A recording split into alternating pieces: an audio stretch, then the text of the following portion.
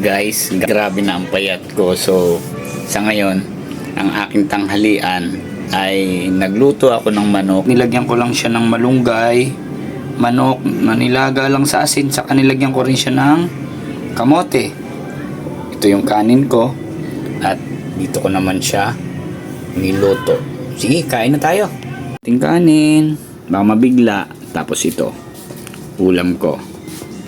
Ayan. So sinabawan ko lang siya. Tapos bawal daw kasi rito sa GERD yung may paminta, bawang, luya, bawal siya. Kaya kailangan bawal din yung maraming mantika. So, talagang pinipilit ko talaga na kainin lang yung dapat para gumaling na talaga ako. Kain tayo. Walang lasa, hindi masarap. Anyway, tiyaga lang yan. Tiyaga lang.